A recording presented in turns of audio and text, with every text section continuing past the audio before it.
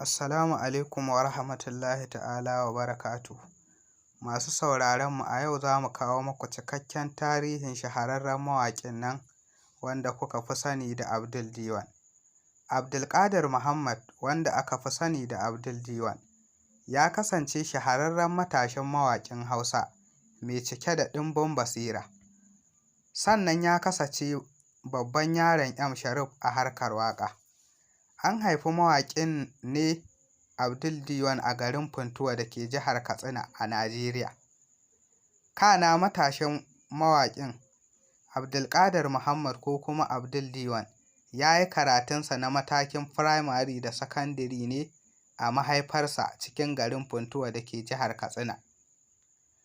Mawaƙin Abdul Diwan ya fara waƙa tun da jimawa a mahaifarsa Funtuwa. Sannan ya fara ne da wata waƙa da ya yi wa wani gidan saida ruwa pure water domin talla hajarsu. Sannan bayan wani lokaci Abdul Diwan ya koma jihar Kaduna, wadda hakan ne ya yi sanadiyyar haɗuwarsa da jarumi Umar M Sharif. Ɗaukakarsa ta fara ne tun bayan fitowar wata waƙarsa mai taken Abin da yake raina, wadda aka saka a fim ɗin Mansur, kuma jarumi sannan mawaƙin Umar M Sharif ya hau waƙar. Hakan ya sa waƙar ya samu ɗaukaka, wadda a iya cewa waƙar ita ce bakan damiyarsa. Mawaƙin Abdulkadir Muhammad Abdul Diwan ya yi albums da dama a tsawon rayuwarsa na mawaƙi, kamar su Saƙo daga Zuciya, Na riƙe So, Ke ce Tawa, Tushen Alƙawari da dai sauransu. Mawaƙin yana da mata ɗaya wacce ya aure ta a farkon shekarar 2022. Sannan ya yi waƙoƙi da dama da suka haɗa da waƙar fim ɗin Mansur Abin da yake raina, waƙar fim ɗin Jaruma, Mahaifiyata, Maryama, Zainabu, Ina son ki, Matata, Akwai Bayani, Shalelena, Ƙasata, Saƙo daga Zuciya, Ke ce Tawa, Nana Aisha, Hafsat da dai sauransu.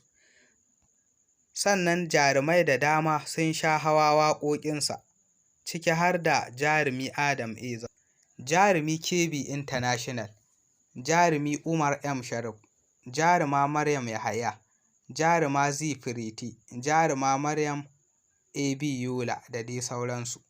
Sannan ya samu damar yin waƙa tare da mawaƙa da dama daga cikin mawaƙan Hausa kamar su Umar M Sharif, Hamisu Breaker da dai sauransu.